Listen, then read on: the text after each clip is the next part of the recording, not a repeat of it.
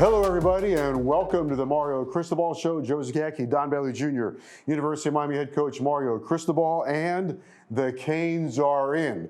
The University of Miami, for the first time, going to the college football playoff, a 10-2 record. Miami is in, and on December the 20th, we'll take on Texas A&M in College Station.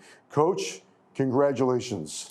Well, congratulations to you guys, to all of Miami Hurricane Nation, so many of us out there that have supported the program, right, and been waiting for this opportunity. So let's get to work.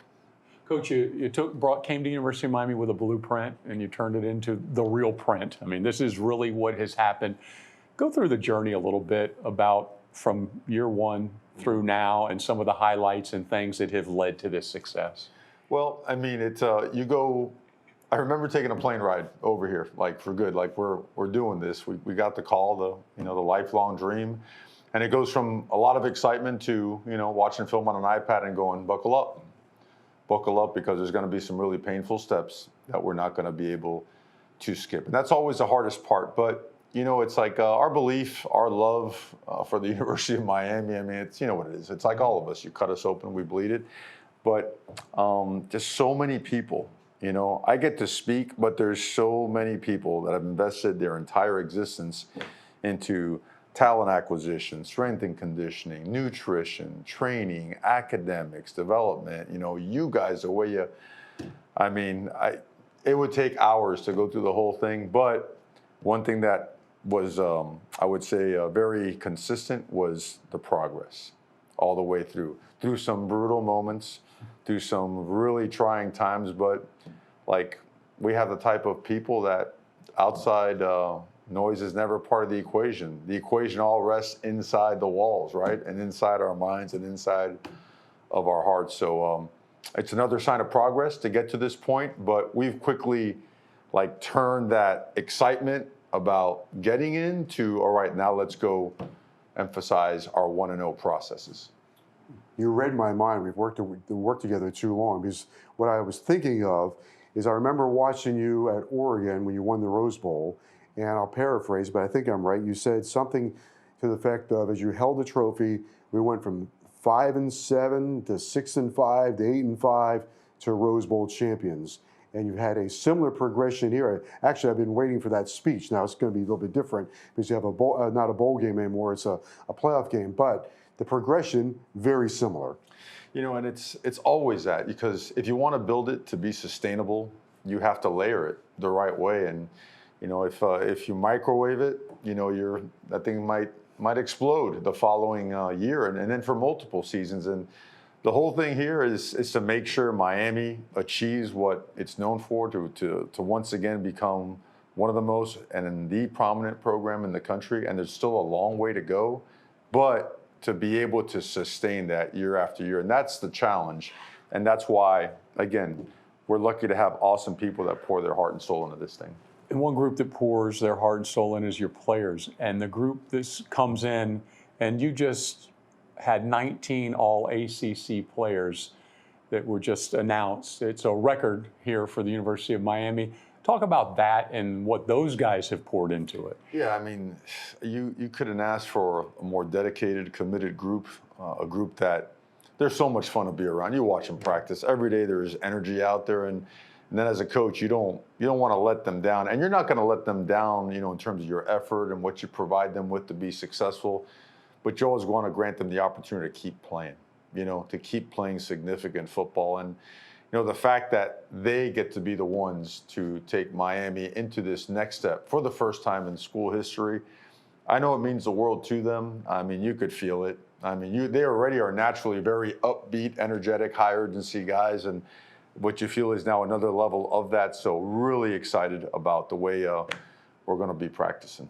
The Mario Cristobal Show is brought to you by your local Kia dealers. Discover what happens when rugged capability meets true performance. It's the perfect balance of quality, dependability, power, and style. Learn more at kia.com. Kia, movement that inspires. You finished the season. The season wasn't over at the end of October. Hit a few speed bumps, and I call it the season of endurance. Your team was able to endure a lot of different things, whether it was the obstacles in the road, overcame 2 losses, injuries, all the noise about the rankings.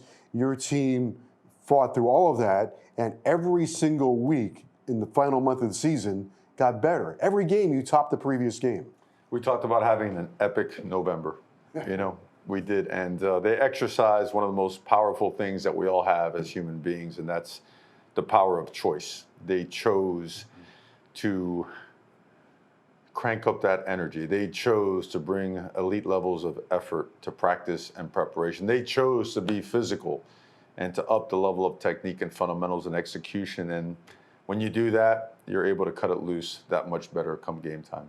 And Coach, you look at this season and take the last month that we're talking about, the blend of the Ruben Baines and the Mesidors, but also the true freshmen that have come in, not at the beginning of the season like Malachi, but towards the end of the season, and how everybody just kept getting elevated and elevated and elevated every week. No doubt. The rep counts kept increasing. The level of play kept increasing. Their production, that's the part that really excites you. These guys they're game tested. They played significant downs in very important situations throughout the season, especially on the back end. So, the goal is once you get to November, that's like rounds 11 through 15, man, right? Mm-hmm. Separating the men from the boys. And our guys showed up big. They showed up strong. And, we feel that in this month and now heading into the next month that we're playing our best football. And nobody's content in that. They know that we've left a lot of points and a lot of stops on the table. So we just want to go back on that field and get better and prepare. Coach, how proud are you of the fact that this was, over the last month of the season, a team effort, that the team took care of each other? It could have been a JoJo Trader one-handed catch on third down, maybe Poyser scooping up a fumble against Virginia Tech, Moton setting the tone against Pittsburgh with a sack. Just seemed like whatever the opportunity was there, didn't matter who it was, somebody was making a play. The levels of trust just increased, right? Because if you play within the system, the plays will come to you. If you're just focused on trying to make a play and get out of the system, well, that's when you're going to get punched right in the mouth. And I think when these guys, they want to win so badly. They want to do right by each other, that when you truly trust the system and just do your job, nobody else's job, just do your job, good things happen. Our guys learned that. And I thought maybe the best part was we had a lot of fun playing ball. Mm-hmm. When we watch our guys playing, the level of intensity is up there, but the level of just them having fun was awesome to watch. Big part of coaching is having to adapt, and you had to adapt. It seems really in September you had to adapt, and then October, and now of course November, and now you go into the playoffs. But the young men on how they have bought into different roles at different times and bringing in younger players or older players to fill in the gaps on the injuries. No doubts. Adapting was key. The front part of the schedule was big, massive teams, right? Kind of knock you back off the ball type of football, wad ball, like to say, everybody packed up in there. And then in the middle, it was a combination, right? There was a little bit of the space game. There were some athletic quarterbacks to defend. There were some really good defensive lines and DBs to beat. And then at the end, it was, again, a combination of everything. And road games up north, which was always something that, I think, Miami had a bad rap for, and we were determined that's not going to be a bad rap. We're going to kill the narratives. That's what we're going to do. And so credit to the coaches, too, because you know what? They went in there and as a staff decided, you know what? When you hit something like we hit in the middle of the season, the whole world's trying to tear you down outside, right? We have to be our players' biggest supporters. We have to be their biggest fans. We have to be their home, right? The people they trust the most. And I think everybody bought into the simple concept of, let's just focus on us and let's just get better, right? Let's just lift each other up. Let's work as hard and harder than we've ever worked before, but let's get better. The performances in November, the numbers were staggering. The NC State game, they don't cross the 50-yard line until 5 minutes to go. At one point, you had 500 yards. They didn't even have 100. But the Pittsburgh game, that was a demolition derby as well. I think it was a 31 straight points that were unanswered. At one point, they didn't touch the ball for like an hour in real time. But that was about as dominating performance as you could have to finish the season. And credit Pittsburgh. Pittsburgh's a really good football team, and they showed it throughout the year, and certainly appreciate the opportunity to play them up there. Obviously, I'm a big Pittsburgh Steelers fan, so it was really neat to go up there and play. But They did a great job taking care of that field for the game. It was a great track, and really happy to see our guys come out and play, one of our best games of the year. Also, in all of this, you had a little signing day as well. And Just a little one. Just 30. Yeah, just 30 new bodies, coming this way. let's pick up on a couple things. One, you've won 10 games back-to-back seasons, and my spiel has always been when you win 10, something you're playing for something. This year you win 10, you're playing for a championship, going to the playoff. And then same would apply to stacking recruiting classes, I would imagine. Yeah, we signed 30 players, probably our deepest and most talented class. We hit just about every part of the country as well, and the player of the year, and I think 3 or 4 states as well. So length, size, speed, work ethic, character, the right type of DNA. I mean, and all kind of shapes and sizes and ethnicities. They're coming to Miami. These guys are they're an elite class, top 10, and really top 5, 6 as it relates to, by player rating. But on our board, they were the top of the top. So for us, it's always going to be the top class. But overall, it's viewed as the top 5, top 6 class. And they're eager to get here. I wish they could practice with us. There's some things that we're trying to work out there. But 29 of the 30 will actually be here in January. That's awesome. And again, we have the portal coming up as well. Hopefully more gains than losses. You never can't predict how that's going to go. But I think Miami is really establishes itself as a place where people want to be at from every standpoint, football-wise, academically, from the type of life you can have down here. It's only one Miami. What's better than a first down? 0 down. Go to AutoNation now to shop a large selection of cars and trucks with 0 down payment available. Find your next car now. Visit AutoNation.com today. You have done a great job of keeping the tradition of South Florida players and keeping their attraction to Miami, but you've also realized you've got to go wherever the great players are, whether it's California or Connecticut, it doesn't matter, Ohio, wherever they are. How when you leave the state of Florida, are the players why are they so receptive to this program? I think they watch us play, they watch us play. And I think this is a big thing. I was born in 1970, okay? So in my generation, if you ask someone if they've been to Miami, they're going to say Miami Vice, Scarface, right?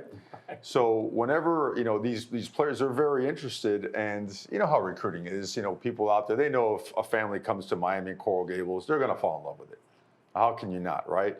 So they always try to fill the heads, these competitors, they try to fill the heads of these parents. Oh, no, it's Antonio Montana's down there, it's Scarface and all that stuff. But no, Sonny Crockett and Ricardo Tubbs, aren't actively chasing all kinds of people around town. Down here, when people come and visit us, we ask 2 things. Number 1, come down and watch us practice, because we roll. We're very physical, we get after it, and you have to want to be in that type of an environment to be a tough, physical, count on you type of player. So that's 1. But 2, to come down here and for yourself, just drive around our campus, our neighborhoods, the city, and see what an unbelievable place Miami is, so that they can feel completely at rest as to the negative recruiting that people try to throw at us. It's what it is. It's negative, garbage. The importance that you put now on the senior year, the reports come out on these players, 9th grade, 10th grade, what they are, but you have figured out a way to just trust your process in evaluating them through their whole senior year. Senior year it's as critical as anything else, and it could be positive or it could go the other way as well. Football is the ultimate developmental sport, and in the words of the famous Arthur Francis Kehoe, okay, recruiting is the most unpredictable science on the face of the earth. You never know which guy's going to take off and crush it, and you don't know what high-level guys just, for whatever reason, whether it be here, just kind of go the other way. So you really want to do as much homework as you can, as deep into their competitive playing seasons as you can. And so many of our signees have become the player of the year in their states, have become the biggest risers in all the rankings. And we stay with those guys all the way through. And we're very honest, we want to watch you play. We want to challenge you to play and to your very best. And we have signed some guys that have played incredible, and we're not bothered by being confronted and being told, hey, we want to see what you're going to do your senior year. they make up a very large part of this class. I cannot wait to have them here on campus. All right, Coach, thanks very much for this week's High Performance Moment presented by Kia. We go back to the beginning of the season, Don Bailey. I can't get enough of this. Miami and Notre Dame, C.J. Daniels. It's the catch. It's the catch in the end zone. Gives Miami 6 points, soon to be 7. But CJ just showed right then and there, every Hurricane fan, what kind of player he is. And in this head-to-head battle, how about after the C.J. Daniels incredible catch, a midair acrobat right there, C.J. Daniels. Another high-performance moment presented by Kia in this game, Ruben Bain. When Miami needed it the most, Ruben Bain, after the Daniels catch, comes up with a great interception. That he does, Joe. And the real reason that he was in position to make that play was his effort. If you watch in this clip, you'll see that he read the quarterback, read the pass, but chased the football. How often do you see a defensive end at the sidelines? Well, you see the best defensive end in America, Ruben Bain, with the effort through pursuit, and then the ball's tipped. He gives a heads-up look and turns it, and everybody, including Ruben Bain, wished he would have scored. That is our high-performance moment presented by Kia. Okay, on December 20th, it's Miami and Texas A&M, Kyle Field, College Station, Texas, 12 o'clock kickoff, 11 a.m. their time. Texas A&M ranked in the top 5 much of the year until the final game of the season, but a very, very worthy opponent and with a great home stadium. It's one of the best teams in the country. You know, like you mentioned, they were top 5. They were up to number 2, I believe, at some point in time, and rightfully so. They're the most talented team that we have played against. They are fast, big, explosive, have a ton of length. They're coached extremely well. Their systems are really, really challenging. A Heisman Trophy player, you know, caliber player at quarterback. A massive athletic and powerful offensive line, physical, fast, stretch the field tight ends that can knock you back as well, and explosive speed at wide receiver, and their defense mirrors that as well. Really big and powerful up front, lead the country in sacks, tackles for losses. Linebackers, big and physical guys, knockback tacklers. The secondary, they could play a man all day if they want to, or they could play zone and come down and run the alley and strike you at safety. They are just a really talented, well-coached bunch, and certainly looking forward to the opportunity. Coach, let's spend time on the quarterback. He does a great job with his feet as well as his arm. He's got over close to 600 yards rushing and has done a great job through the whole season. How do you contain a guy like that? Nobody has. Nobody has at this point. You know, they try to collapse the pocket. They try to make sure that they don't lose contain, and he does find ways out of there. And a big part of it is because the offensive line holds up really, really well. You know, you don't see guys getting beat. You don't see guys coming off of blocks, and you don't see guys quitting on blocks. You see a very well-coached, physical, tough, and high-effort offensive line, and they're massive. They take up a lot of space, and certainly Marcel Reed has an incredible feel for. He's got great pocket presence and a tremendous grasp of that offense. So he finds space and he finds time, and he can hurt you both ways with his feet, but certainly he keeps his eyes down the field. He's made some tremendous plays all year. Casey Concepcion is a guy we saw a couple years ago from North Carolina State, 57 catches, really a dynamic player. And another one on special teams and on offense, both. A guy that 0 to 60 and, blinding speed, but more importantly, that blinding acceleration, right? Can really just hit the gas and run right by you. Also, people don't give him enough credit for being physical. Physical blocker, physical with the ball in his hands. They do a great job with ball security.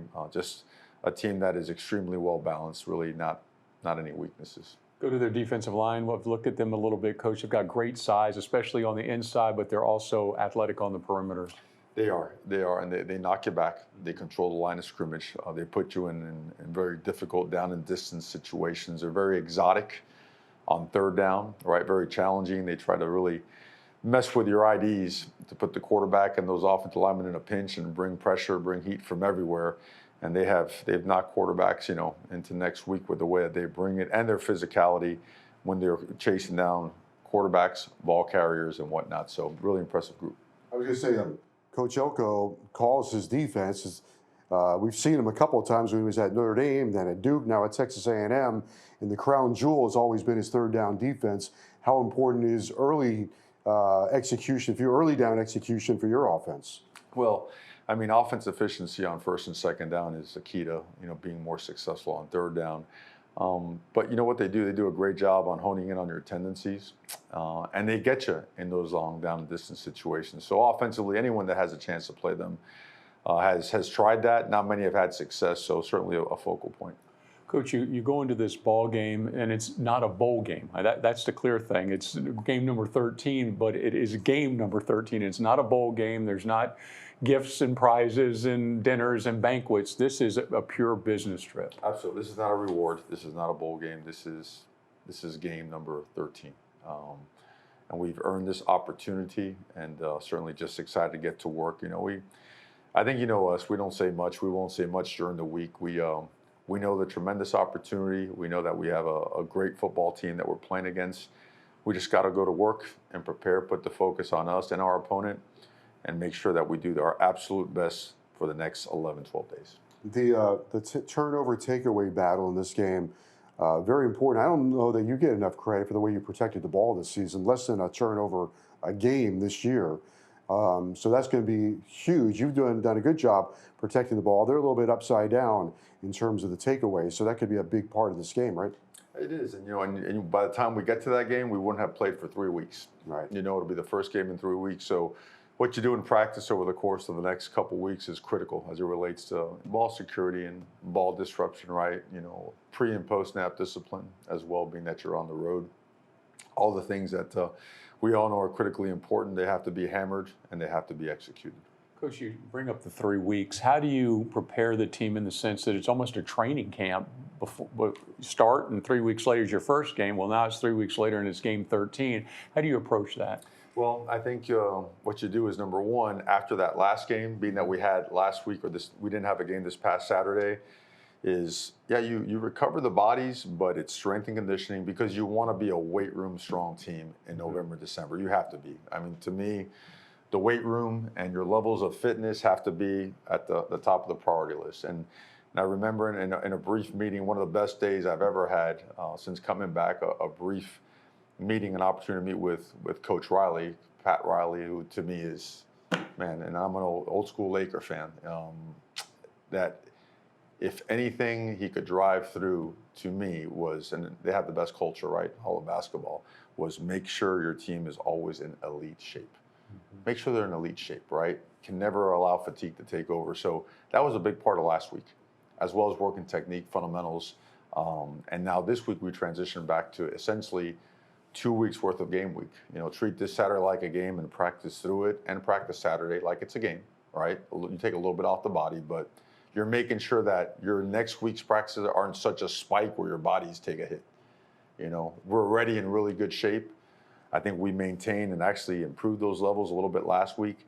Let's now roll right into just playing football, and let's make sure we play football for 2 weeks before we get up there. UHealth is accelerating access to world-class care. With a new facility now open in Doral, UHealth Seoul Miami Medical Center opening in North Miami. The University of Miami Health System is redefining the future of healthcare across South Florida. As the region's only academic-based health system, UHealth brings top specialists, advanced research, and cutting-edge treatments directly to the communities it serves. Visit umiamihealth.org to learn more. You're big in the trenches, and they're big in the trenches.